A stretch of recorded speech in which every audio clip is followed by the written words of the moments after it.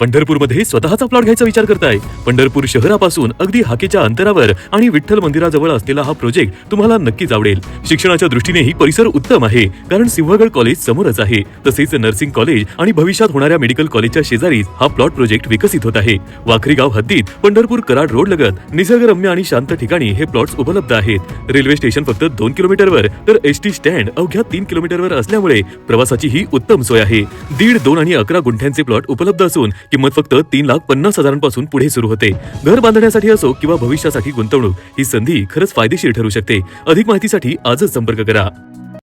ताज्या घडामोडी पाहण्यासाठी आमच्या YouTube चॅनलवरील PVR म्हणजेच पंढरी वार्ता या न्यूजला सबस्क्राइब करा आणि शेजारील बेल आयकॉनवर क्लिक करा।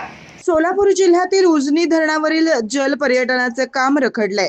माढा विधानसभा मतदारसंघाचे आमदार अभिजित पाटील हे या जल पर्यटनाच्या कामासाठी सातत्याने पाठपुरावा करताना दिसून आले आहेत। पंढरपूर माढा भागाच्या अर्थकारणाला अधिक चालना देण्यासाठी आमदार अभिजित पाटील यांनी पुढाकार घेतलाय।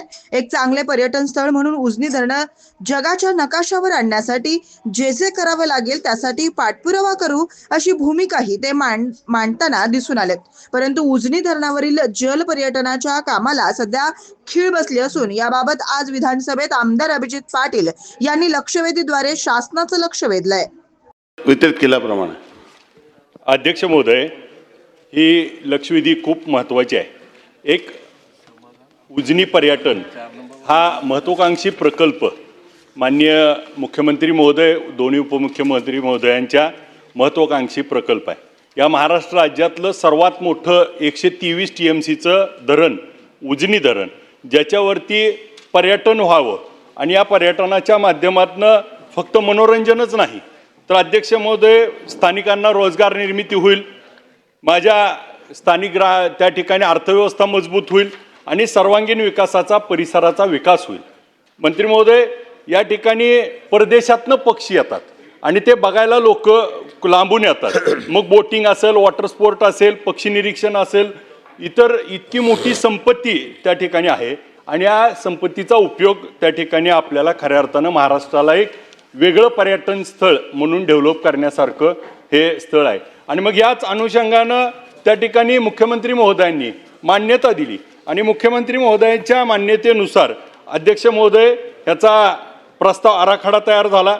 यामध्ये सोलापूर जिल्ह्यातील जलपर्यटन, जलाशय, धार्मिक, नैसर्ग पर्यटन, कृषी पर्यटन, पर्यटन विकसित आराखडा पूर्ण मंजूर होऊन मुख्यमंत्री महोदयांनी त्याला मान्यता दिली।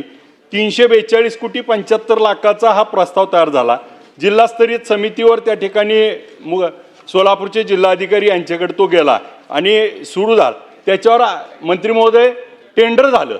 टेंडर झाल्यानंतर त्या ठिकाणी काही कारणास्तव, म्हणजे मी आपल्याला सांगतो, 10 जानेवारी 25 त्या ठिकाणी अधीक्षक अभियंता प्रशासक लाभ क्षेत्र सोलापूर जिल्हा यांचं पत्र जिल्हाधिकाऱ्याच्या नावावर आलंय। याच्यामध्ये यांनी कळवलंय की उजनी जलाशयाच्या पर्यटन योजनेत जलसंपदा विभागाला सहमती असल्याशिवाय यामध्ये सहभाग घेऊ नये आणि म्हणून ती योजना त्या ठिकाणी 1 वर्ष झालं ठप्प आहे। मग माझं आपल्याला विनंती आहे की एकदा मुख्यमंत्री महोदयांनी त्याला मान्यता दिली, आधी त्या ठिकाणी GR निघाला आणि मग पुन्हा असे या विभागानं पत्र देऊन हे काम का बंद पाडले, हे काम कधी सुरू होणार।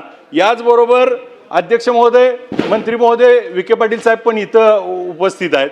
विखे पाटील साहेबांनी एक भूमिका घेतली की या ठिकाणी मोठी प्रायव्हेट पार्टनरशिप आणून या ठिकाणी मोठ्या प्रमाणात एक आपण ह्याबरोबरच अजून मोठ्या प्रमाणात आपण इन्व्हेस्टमेंट आणू आणि इथं जलपर्यटनाला एक वेगळ्या पद्धतीनं पुण्याजवळून अध्यक्ष महोदय 1 तासाच्या अंतरावर असलेलं ठिकाण आहे। पुण्यात जर त्या ठिकाणी आज मुळशी आणि लोणावळा सोडून नवीन डेस्टिनी आहे, हे आमचं 1 तासात डेस्टिनी होतंय आणि इथं मोठ्या प्रमाणात पर्यटक येतील, मोठ्या प्रमाणात। अध्यक्ष महोदय 1 वर्ष GR निघून पैसे शिल्लक आहेत, म्हणजे उत्तरात सुद्धा आपल्याला अध्यक्ष महोदय यांनी सांगितलंय की सन 25-26च्या अर्थसंकल्पामध्ये 541 कोटीपैकी 100 कोटी रुपयाची तरतूद आहे। आणि मग मंत्री महोदय हे का होत नाही आणि हे कधी होणार आणि याला टाइम बॉन्डिंग आपण मागच्या वेळेस देखील सांगितलं होतं, मीटिंग घेतो, मीटिंग झालेली नाही। याच्यावरती आम्हाला मंत्री महोदयांकडे मी गेलो होतो तर त्या 2 बैठका झाल्या, अभिजितजी, परंतु प्रश्न विचारा, अजून प्रश्न. त्याचं उत्तर मिळालेलं नाही. तर आज आमची विनंती आहे अध्यक्ष महोदय, आपल्याला ही लक्षवेधीचं उत्तर मिळेपर्यंत मला बोलण्याची संधी द्यावी, हा विषय भरकुटू देऊ नये. चला माननीय अध्यक्ष महोदय, आपण सोलापूर वर्षभर जिल्ह्यातील अधिवेशन उजनी चालू, एक जलाशयात जल पर्यटन, धार्मिक पर्यटन, निसर्ग पर्यटन व कृषी पर्यटन असं नियोजन विभागामार्फत या 4 बाबींवर माननीय मुख्यमंत्री महोदयांनी 30/9/2024च्या शासन निर्णयानुसार 272.75 कोटी रकमेच्या कामाला मंजुरी दिली. 100 कोटीची तरतुदी करण्यात आली आणि 100 कोटीची तरतूद केल्यानंतर यावर्षी देखील आपण एकंदरीत या अर्थसंकल्पामध्ये टोटलमध्ये 500 कोटीची तरतूद यासाठी केलेली आहे. यामध्ये जे 4 विभाग आहे, एक जल पर्यटन आहे, कृषी पर्यटन आहे, बिनयार्ड पर्यटन आणि धार्मिक पर्यटन आहे.